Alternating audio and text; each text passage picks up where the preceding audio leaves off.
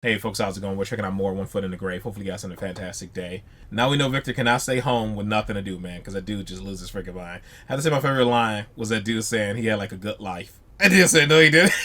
My life's been horrible. I had a terrible life. That was fantastic, man. That was I'll say one of my favorite lines in the previous episode. That was very, very funny. That was fantastic, man. And you guys did confirm that was his brother. He was about to write a letter to his brother that they had fallen out with, and he never got around to it because he got too focused on the mole on his stomach because he's a hypochondriac. He gets a little too into like his health and stuff and starts like losing it. Oh, that's really funny when he said what sort of a goofy person does something like that when he put the planets out the toilet. And I thought that was super funny because there's something like Tay's mom says. She calls people goof ass. Like when somebody does something really stupid, she says goof ass, and it's one of my favorite things. It just made me think of that when he's such a goofy person, and just goof ass is one of my favorite terms. It just reminded me of that, so I just kept laughing at it. Yeah, I thought it was extra funny, primarily because Tay's mom is always calling people goof ass. Tay's mom thermostat, my mom is always saying fingers in their ass. So my mom, whenever somebody screws up, she said, "Why do people always have to walk around with their fingers in their ass?" And I love those. It's like two old people terms, man, that I don't hear anybody else say. My mom, fingers in their ass, and Tay's mom, goof ass. It's funny as heck. But yeah, man, I enjoyed the previous episode. Let's just go and jump to this, folks. We'll talk about it more at the end. It's a bit of a tricky one, but put simply, my wife and I live next door to a madman. If I tell you a few weeks ago, he put a specially trained crab up my shorts while I was asleep in the garden, and that I had to be rushed to hospital with it hanging between my legs. As a passenger on a tube train, you'll get some idea of the problem. What's tricky is that they've invited us round to their house tomorrow for a meal to try and patch things up. I just wonder if we should risk it. But I think, on balance, I would. Something wrong with this phone? Oh, sorry, yes, it only takes incoming calls at the moment. They were supposed to have fixed it before. Is everything all right, Jean? You've been really fidgety all night. Margaret, do you mind if we go and sit down? Why, whatever is it? Uh-oh.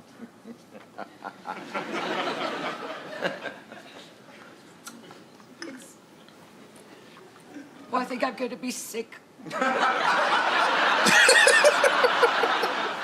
Oh, no, I should have a breakdown. It's just laughing. Myself to even talk about it. I think Chris is having an affair. Very good. Oh, no. That's dead. You know the woman who lives 2 doors along from us? Lost her husband in that ear syringing accident. Well, a couple of weeks ago, this blew off her washing line and into my garden. You see where all this, the colour's been bleached out of the stripes down here at the bottom? Yes, but what's that got? Acne gel. Sorry? It's what Chris puts on the back of his neck every night. The stripes on his shirt collars are exactly the same. Jean, you can't be serious. His head's been on this pillow, Margaret. I know it has. Should have snatched them headphones off. He'll stop. Melodramatic and everything. Well, perhaps we'll soon have some proof. I've hired a private detective. Oh, wow. Follow him about, see if they go anywhere together. I've got to find out, Margaret, one way or the other. If I did find out, he'd be... I don't know what I'd do. I think I just might kill myself. Oh, this dude. Spam, baked pizza spam, that's very funny. Jean, but you can't. You've no idea who these pranksters are then that keep ringing us up? No. Presumably it's somebody I've annoyed in the past who's trying to get their own back. We've drawn up a short list of 5,000 names. That's great. Yeah, right. Pissing everybody off all the time. I'm sorry for the inconvenience, sir. Good night to you. Good night. Bastards. I thought it was an ambulance.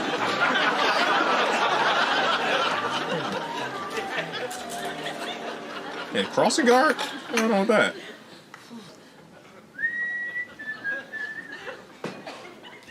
I did not see that stuff in there. I mean, what is it? Do you get some kind of sick, perverted pleasure out of rowing with our neighbours? Yes. I don't think we were living in a Dennis Wheatley novel or something. At least he the way admitted you it. carry on. We're just a normal couple like you and me, trying to lead normal, everyday lives.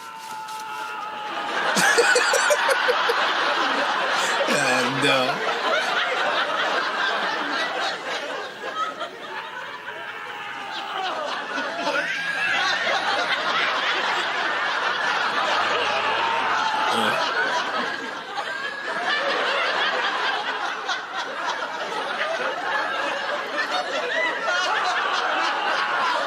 Oh.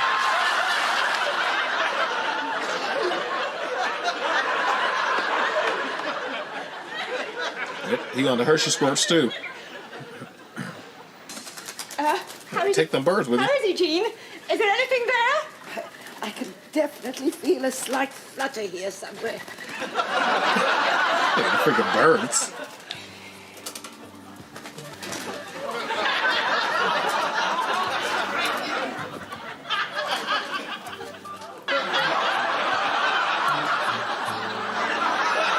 Oh no. I thought it was the birds flying around you. Get his head back.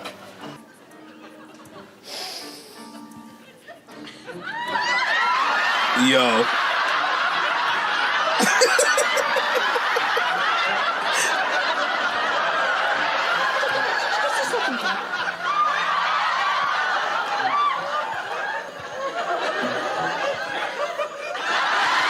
God bless him. Got in here. Things. I think he's starting to respond, Margaret. Oh, perhaps we should get him outside into some fresh air. Okay, Mr. Henfish, can you get up? That's it. That's Hey, did it. you molest me when I was out? No. Right. Upsy daisy. No, get your Lean hand on me. right. That's it. Okay. Yes. That's it. Afternoon, Mr. Meldrew. You're still in one piece, then? Evidently. Oh, by the way, your old gentleman, Mr. Henstridge, was fine in the end. They gave him a thorough going over in casualty, and I'm just trying to get him home now in time for tea. Well, this isn't Mr. Henstridge. This is Mr. Matthews. He hasn't got a weak heart. But this is the chap your wife asked me to take down the hospital. After to take down... Well, where's Mr. Henstridge then? When I left him, he... Oh, I don't believe it. You don't mean he's still inside the trunk? Oh no. But you don't explain there what happened. He asked us to chain him up inside. Said he'd escape in 30 seconds flat. After 10 minutes, it all went quiet. Then Mr. Gridley found he had lost the key, and Mr. Matthews here passed out from shock. I told them to keep searching when I went for an ambulance. I mean, surely to goodness, someone must have... God! Oh, dude. He's been in there now for 5 bloody hours. Damn, dude. Oh no, bro.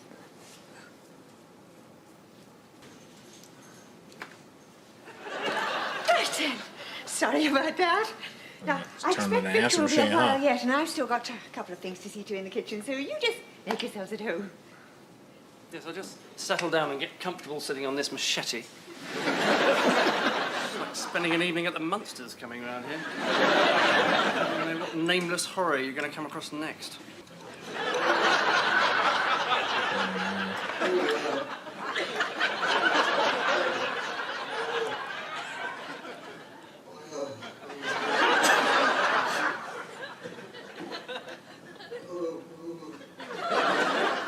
Too grisly for words, surely to God. What is it now? Well, listen to this.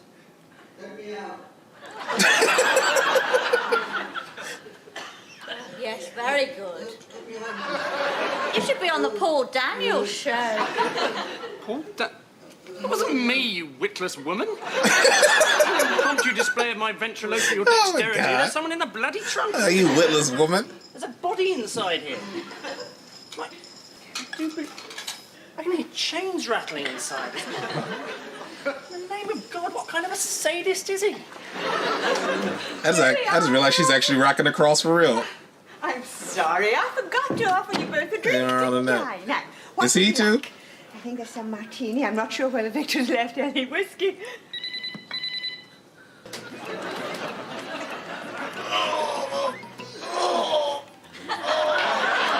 Dude's still in the drop of the dude.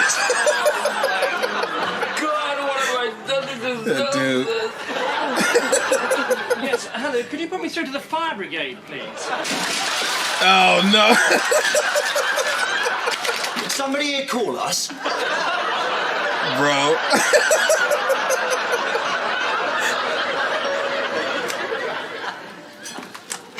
No reply from the War Boys residence. Must be on their way.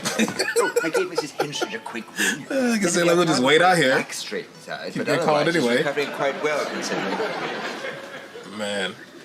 I don't know whether this was such a good idea. I just thought if we could get the pair of them out for the evening, it might take our mind off this ridiculous... Oh. Sorry I'm late. Chris took a wrong turning on the new one-way system. Oh, right. So where is he parking the car? No, he won't be joining us. He just gave me a lift here on his way to the office to collect some things. It's all over between us, I'm afraid. We talked it all through and decided it was for the best. And as there didn't seem much point in prolonging the agony, he's moving in with her tomorrow morning. Oh wow. So it was true. In the end, that woman next door but one? Oh, no. Of course it wasn't. That was me just barking up the wrong tree as usual. Who's he moving in with? That's the worst part of it all, I'm afraid. The private detective. Oh no. Bro. Apparently he spotted her after the first couple of days following him around. They got chatting. He said it was silly of them to keep taking two cars everywhere when they could both go in his. Dude. She played herself. Seems they just hit it off together straight away. Everything's gone just as wrong as it could have, really. Yes, it generally does. One thing you could be sure about in life, just when you think that things are never ever going to get better, they suddenly get worse. Hey, thanks, bro. Yes. Although right now, it's hard to imagine how. No. He called it. Everybody, no need to panic. This is just a precaution. Somebody upstairs has set fire to a tablecloth and his candle. If you don't like to rip it through that door, I'll be able to control soon. Worse.